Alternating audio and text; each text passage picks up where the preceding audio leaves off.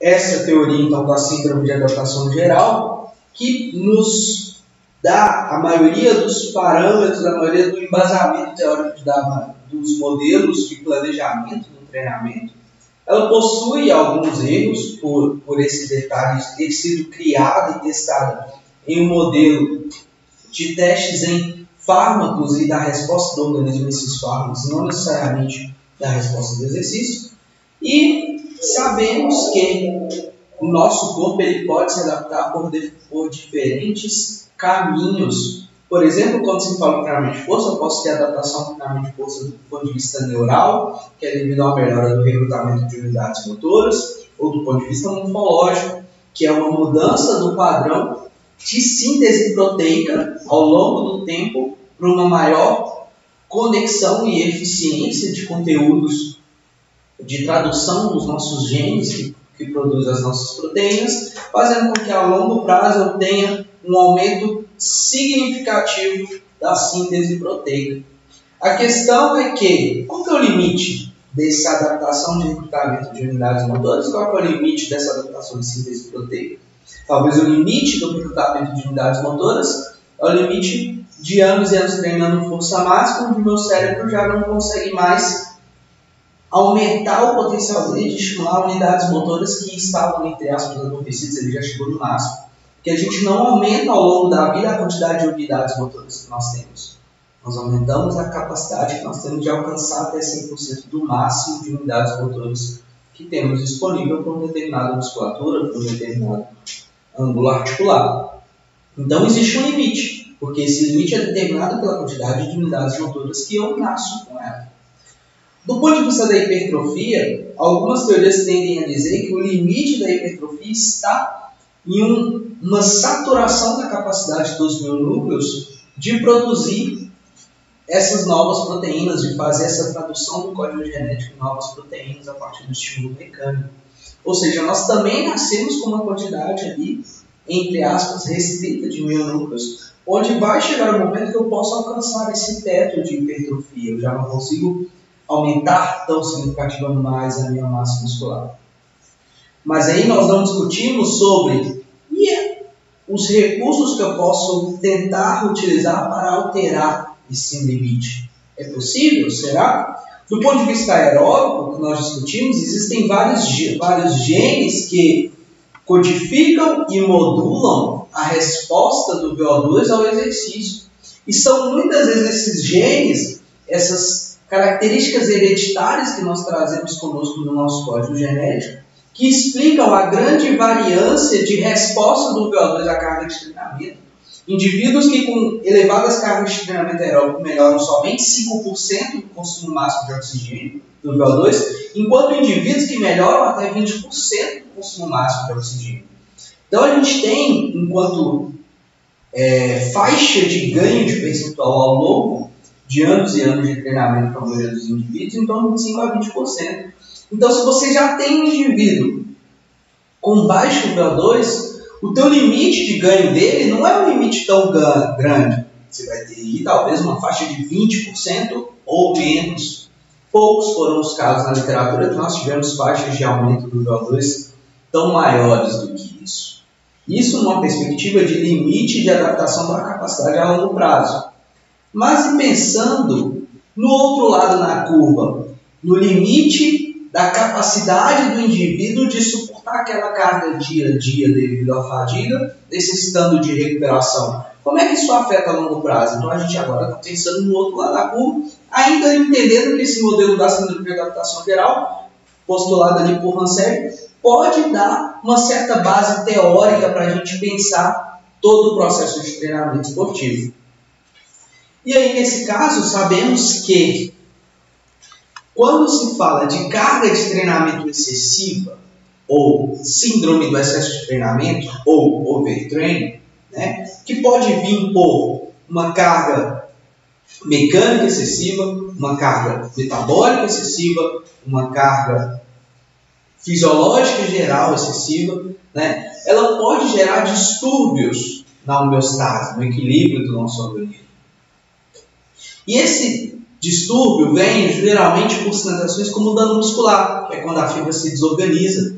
E esse dano muscular, ele gera uma resposta reflexa, que é a resposta inflamatória, produção de citocinas inflamatórias que vão sinalizar para outras células regenerar aquela região, deslocamento de células do sistema imune, como macrófagos e neutrófilos, para aquela região danificada, produzindo mais citocinas e gerando toda uma via de sinalização para que aquela região fique mais com maior edema, com maior acúmulo de líquido, com maior rubor, com uma maior temperatura, fazendo com que tenha toda uma mudança ali naquela região para que o nosso corpo entenda que ele precisa recuperar aquela região.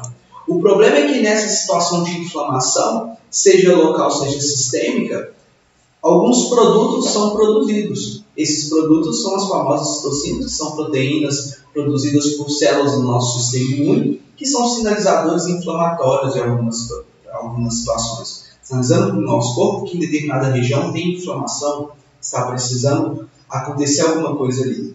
Só que essas citocinas, quando espalhadas ali pela corrente sanguínea, no fígado, por exemplo, pode alterar a resposta do fígado, aumentando a deposição de gordura no fígado. O cérebro pode alterar a capacidade do hipotálamo de regular o apetite, reduzindo a capacidade do indivíduo de ingerir calorias, mudando talvez a composição corporal. Pode alterar até no músculo esquelético, quando de maneira crônica, nessa exposição a níveis elevados de inflamação, pode gerar processos de sinalização para vias de atrofia e não hipertrofia, sendo ali um efeito que a gente não espera. Pode no coração gerar o que nós chamamos de hipertrofia cardíaca patológica, que é quando o ventrículo aumenta de uma maneira que não permite ele melhorar a eficiência dele de injetar coração, e sim ter uma insuficiência na resposta cardíaca.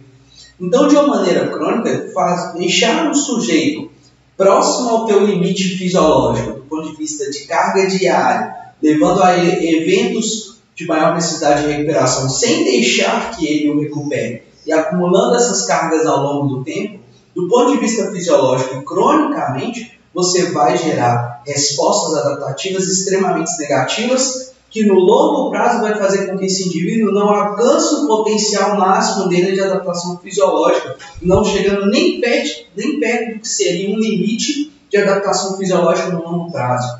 Então, você tem que pensar no limite do dia a dia, te ajudando a entender se você realmente vai fazê-lo chegar no limite a longo prazo, que é o limite de adaptação. Aqui citamos também, por exemplo, o caso de quando nós treinamos aerobicamente, quando nós fazemos exercício, nós precisamos de ATP. E esse ATP é produzido principalmente por uma das nossas principais vias, chamadas as vias oxidativas, ou as vias da respiração mitocondrial, que é quando sai lá da glicose, a glicose vai passando por uma série de passos e entra dentro da mitocôndria e junto com o oxigênio passa por uma cadeia transportadora lá, que vai produzir a nossa moeda energética, que é o ATP. Só que nesse processo são produzidos os famosos radicais livres ou espécies reativas de oxigênio, né? É como se o oxigênio fugisse do processo ali e tivesse uma reação química e começasse a ter um efeito negativo. Efeito negativo por quê? Porque essas espécies reativas de oxigênio se ligam a algumas bases nitrogenadas do nosso código genético, alteram a estrutura do nosso código genético, podendo gerar alterações como mutações, como uma menor resposta daquele gene, tirando o gene de uma atividade normal dele. E aí a gente pode ter, por exemplo, uma aceleração do envelhecimento ou produção até de substâncias carcinogênicas.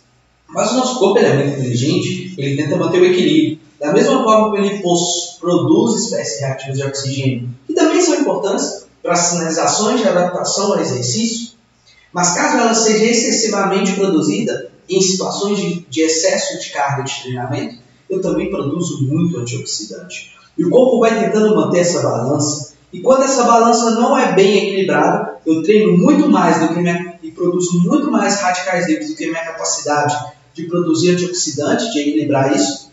E isso desbalança e eu começo a ter muito dano no meu DNA. Por exemplo, eu estou numa situação de estresse oxidativo.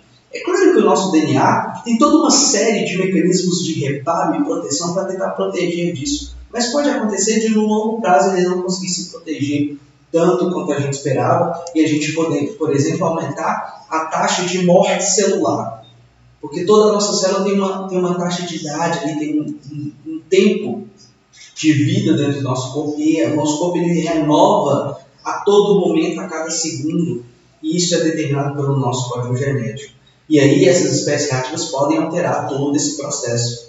Então o nosso corpo, a gente começa, quando a gente fala de exercício e da resposta do nosso corpo, da nossa fisiologia a esse exercício, nós pensamos em um conceito chamado hormese. Esse conceito chamado hormese é um conceito vindo lá da farmacologia, que é, para o mesmo medicamento, a dose é que vai dizer se ele vai ter efeitos positivos ou negativos. Então, o exercício, para o mesmo exercício, o que vai dizer se ele vai ter efeitos negativos ou positivos, na verdade, é a dose que você prescreve.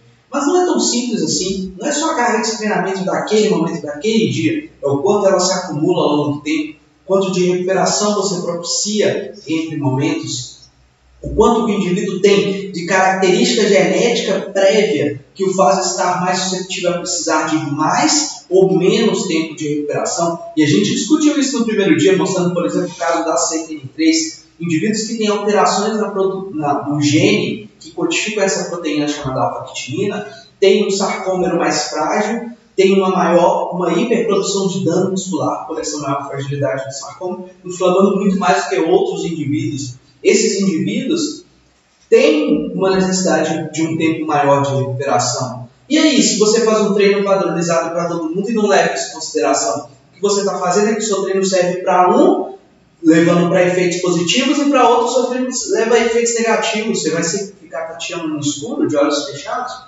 Então, a questão é, o que torna um atleta fisiologicamente diferente é quando você consegue equilibrar as características individuais advindas aí da nossa hereditariedade, da nossa genética, do que a gente traz desde o nascimento, com o ambiente, a carga de treinamento a qual eu prescrevo, a forma como o meu treinamento é estruturado. E os limites são definidos por essa interação entre genética e ambiente também. Então você tem uma grande responsabilidade de fazer o quê? Fazer com que o seu indivíduo alcance ou não os limites.